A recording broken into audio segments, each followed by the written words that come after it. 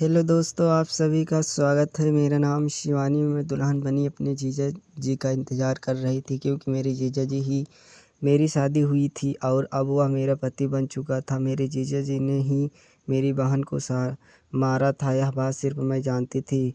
बच्चे की खातिर ज़बरदस्ती मेरी शादी मेरे जीजा से करा दी गई थी। मैंने दिल में सोच लिया था कि मैं अपने पति को मारकर अपनी बहन का बदला ज़रूर लूँगी। मुझे अपने पति से बहुत नफ़रत हो रही थी। मैंने तो सिर्फ अंश की बहुत ही मजदूरी में यह शादी की थी।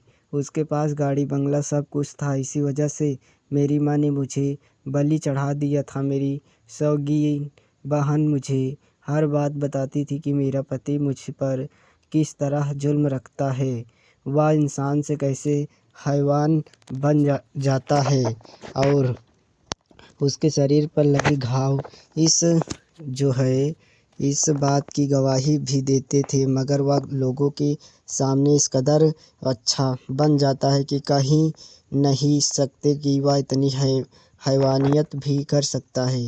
मेरी बहन ने मुझे पहले ही बता दिया था कि उसका पति उसको मारने का प्लान बना रहा था, मगर उसने मुझे कसम दी थी कि मैं यह बात किसी का न बताऊं।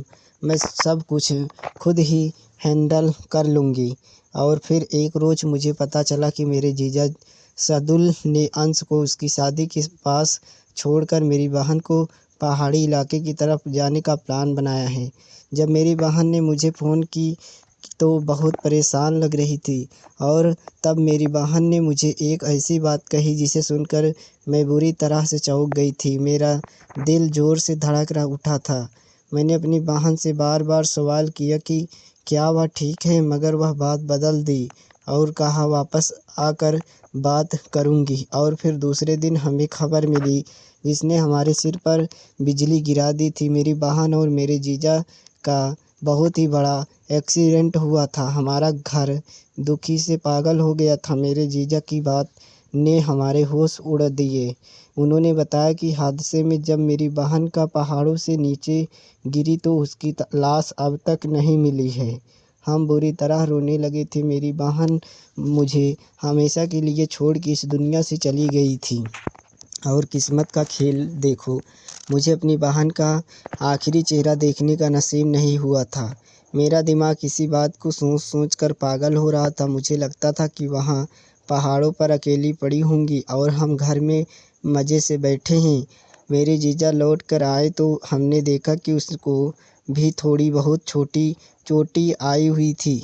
एकदम से मुझे ख्याल आया कि मेरी बहन जाते हुए खुश होने के बजाय परेशान थी, और वह मुझे कह रही थी कि शिवानी, अगर मुझे कुछ हो जाए तो तुम मेरे अंश का ख्याल रखना और उसे कभी अकेला मत छोड़ना। अब मैं अपने जीजा को शक भरी नज़रों से देख रही थी। ऐसा कैसे मुमकिन था कि इस हादसे में दुर्लभ को सिर्फ थोड़ी बहुत चोटें आई और मेरी बहन की जान चली गई। मेरा दिल इस बात को मानने के लिए बिल्कुल भी तैयार नहीं था। बिल्कुल सरदुल ने मेरी बहन को मारा होगा, लेकिन मेरे घर वाले ने दुर्लभ को दिलासा दी और उससे कोई सवाल नहीं किया। जब लोगों ने सिर मेरे घर वालों से सवाल पूछे तो मेरे घर वालों ने भी सरदुल की कही हुई बात दोहरा दी थी। मुझे हैरानी थी कि मेरे अलावा किसी ने इस बात को नहीं सोचा था कि हादसा तो दोनों के साथ हुआ था, मगर सिर्फ मेरी बहन ही क्यों मौत हो गई थी। मुझे लग रहा था यह मेरी बहन को मारने की सोची समझी साजिश थी, वरना पहले तो हर बार जंगल की सैर करने के लिए जाते हुए मेरी बहन और जीजा हमेशा अंश को भी अपने साथ लेकर जाते थे।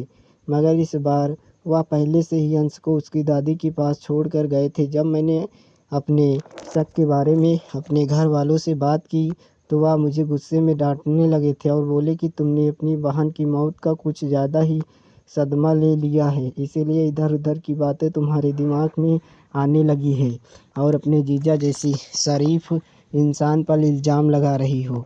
मैंने घर वालों की बात पर उनके सामने तो खामोशी पकड़ ली थी, मगर मेरे जीजा शारद उल हमारे घर आए तो मौका देखते ही मैं उनसे सर पर पहुंच गई थी और उनसे सवाल किया कि एक्सीडेंट तो आप दोनों का हुआ था, फिर आपको इतने कम चोटें कैसे आई थी। मैं एकदम से सरदुल से ऐसी बात की जिसे सुनकर उनको झटका लगा था और वह इधर उधर देखने लगे।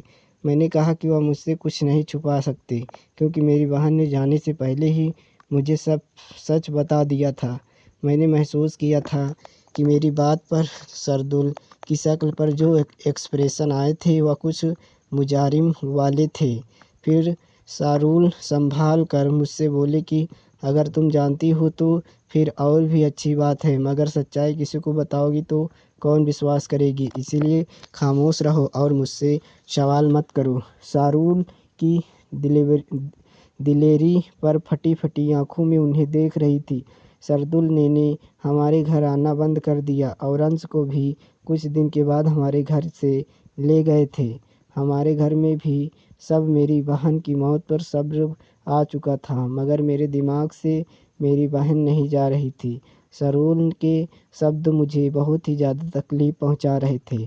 वह अपना जुर्माना स्वीकार कर चुके थे, मगर साथ ही वह यह भी कह रहे थे कि मैं किसी को नहीं बता सकती और कोई भी मेरी बात पर विश्वास नहीं करेगा। वह ठीक ही है कह रहे थे, क्योंकि घर में किसी को मेरी बात पर विश्वास नहीं था और सब सरूल पर अंधविश्वास करते थे। हद तो तब हुई जब पूरे 1 महीने के बाद मेरे माँ बाप ने फैसला किया कि मेरी शादी मेरे जीजा के साथ कर दी जाएगी। मैं तो यह सुनकर मेरे पैरों तले से ज़मीन निकल गई थी। मैं ऐसे इंसान के साथ कभी ज़िंदगी नहीं गुजार सकती थी जो मेरी सगी बहन का कातिल था और जिसके साथ मेरी बहन ने रो रो कर ज़िंदगी को गुजारी हो। और मेरी बहन ने मुझे बताया था कि सरदुल को भी एक बीमारी थी, उसकी वजह से मेरा शादी करना मेरे लिए एक अलग इम्तिहान था। मगर मेरा छोटा सा 4 साल का भांजा अब बीमार रहने लगा था और मेरे माता पिता चाहते थे कि उसे घर में अच्छा माहौल मिल सके, माँ का प्यार मिले। उसकी ज़िद थी कि सरदुल के साथ मेरी शादी हो जाए, क्योंकि अंश को माँ जैसा प्यार सिर्फ मैं ही दे सकती थी। मैंने अपने मम्मी पापा से बात करने की कोशिश की और समझाया कि मैं अंश को यहाँ पर घर पर बैठा कर भी पाल सकती हूँ, मगर सरदुल अंश को खुद से दूर करने को तैयार नहीं थे। मेरे घर वालों ने मुझ पर दबाव मेरी शादी सरदुल के साथ करवा दी थी और मैं विदा होकर उसके आलीशान घर में पहुंची गई। मुझे डर था कि मेरी ज़िंदगी भी मेरी बहन जैसी होगी और मेरा अंजाम भी दर्दनाक मौत है।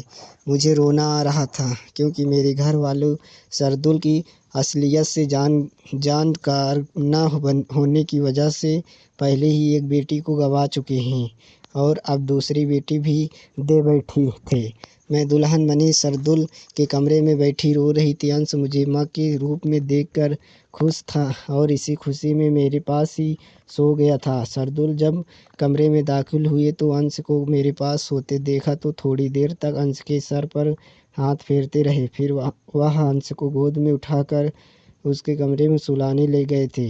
मेरा दिल डर से धड़क रहा था और मेरा दिल चाहा कि मैं यहाँ से भागकर किसी सुरक्षित जगह पर छुप जाऊँ, जहाँ सरदुल की नज़र कभी मुझ पर ना पड़ सके। डर के साथ साथ मुझे सरदुल से भी सख्त नफ़रत महसूस हो रही थी, क्योंकि वह मेरी बहन का कातिल था। मैं उसे पति के रूप में कैसे स्वीकार कर सकती थी, मगर मैं मजबूर थी। अब मुझे यही रहना था। अंश की खातिर उसके बाप की हर बात भी माननी थी, क्योंकि मेरी माँ ने मुझे समझा कर भेजा था कि अगर मैंने अपने पति की बात नहीं मानी या उसकी इज्जत नहीं की तो मेरे घर का माहौल ख़राब होगा। साथ ही मेरी दीदी ने भी मरने से पहले मुझसे वादा लिया था कि अगर उन्हें कुछ हो जाता तो तुम अंश का ख्याल रखना, और मैं अपने दीदी के साथ के बेटे अंश की खातिर या जहर पीने के लिए खुद को तैयार कर रही थी। मगर दूसरी तरफ यह इरादा भी एक चुकी था कि जिस तरह सरदुल ने मेरी बहन को मारा था, इसी तरह मैं भी उसे ख़त्म कर दूंगी। 8:17 में मैं अपनी सोच में गुम बैठी थी जब सरदुल कमरे में दाखिल हुए और मेरा पूरा शरीर उसकी मौजूदगी का एहसास करके ही काँप उठा था। मेरे दिल से दुआ निकली थी कि सरदुल मैं करीब न आए ताकि मुझे खुद इनकार करने की तकलीफ़ न उठाना पड़े। मेरी बहन ने मुझे बताया था कि उसके पति को एक भयंकर बीमारी लग चुकी है जिसकी वजह से वह मेरे करीब नहीं आता था। अपनी बहन याद आते ही मैं उदास हो गई और मैं रोने लगी। मुझे रोते देखकर सरदुल बोले कि तुम परेशान मत हो, तुम्हारा बहुत ही ख्याल रखूँगा और तुम्हारे सारे हक पूरा करूँगा। बस बदले में मुझे अंश बिल्कुल ठीक चाहिए। तुम उसे माँ का प्यार देना, उसकी परवरिश एक अच्छी माँ बनकर करना जिससे कि मेरे बेटे को माँ की कमी का एहसास ना हो। मैं अपने पति को देख कर रही थी। मैंने कहना चाहती थी कि अगर इस इंसान को अपने बच्चे की इतनी ही परवाह थी तो उसने अपनी वफादार और मासूम पत्नी को क्यों मारा? उसने मासूम बच्चे से उसकी माँ छीनी क्यों? और आज उसे यह डर सता रहा था कि कहीं मेरे बच्चे में माँ की कमी की वजह से हीन भावना न आए। मगर मैं होश को भी कुछ भी नहीं कह पाई थी क्योंकि मैं ही नहीं चाहती थी कि मैं कोई ऐसी बात करूं जिससे वह इंसान अपने असली रूप में आ जाए। मैंने सोचा था कि मैं बड़ी ही चालाकी से अपनी बहन का बदला लूँगी। मैंने खामोशी से सर झुका लिया और इससे पहले कि वह वहाँ से उठकर जाता, सरदुल ने मेरा हाथ पकड़ लिया और मेरी उंगली में एक सोने की अंगूठी पहना दी और मुझे प्यार से गले लगा लिया। अगले दिन मेरे घर वालों मुझसे मिल आए तो मेरी माँ ने मुझसे सवाल किया कि क्या अब तुम ठीक हो, क्योंकि मैं इस शादी करने के लिए बिल्कुल तैयार नहीं थी। इसीलिए मेरे घर वालों परेशान हो रहे थे। मैं अपनी माँ की सवाल पर सर झुकाए बैठी थी क्योंकि मेरे पास अब बोलने के लिए कुछ नहीं था। मुझे गुजरी रात याद आ रही थी और मेरा दिमाग उलझा रहा था मेरी माँ की घबराहट और परेशानी पर। मैंने उन्हें विश्वास दिलाया कि मैं बिल्कुल ठीक हूँ और सब ठीक है बिल्कुल। बल्कि सच तो यह था कि मैं बिल्कुल ठीक थी, मुझे कोई परेशानी नहीं थी। मेरी माँ मेरी बात का विश्वास कर रही थी मगर मैं दिल में सोच चुका था कि मैं सरदुल की असलियत और अपनी बहन की मौत का राज जानकर रहूँगी। मेरे घर वालों विश्वास करके चले गए और मैं सरदुल को देख रही थी क्योंकि शादी की पहली रात ही मेरी बहन की साबित हुई थी। क्योंकि सरदुल तो बिल्कुल था, उसे कोई बीमारी नहीं थी बल्कि उसका मिजाज भी बुरा नहीं था। वह बहुत ही अच्छे से पेश आ रहे थे। मैं तो सोच रही थी कि पता नहीं सरदुल सुहागरात को मेरे साथ मारपीट करेंगे, लेकिन सुहागरात को सरदुल ने जिस प्यारी अंदाज में अपना प्यार जताया था मैं हैरान हो गई थी। लेकिन मैं सोच रही थी कि हो सकता है कि सरदुल का यह अंदाज़ सिर्फ दिखावे के लिए हो। कैसी लगी कहानी?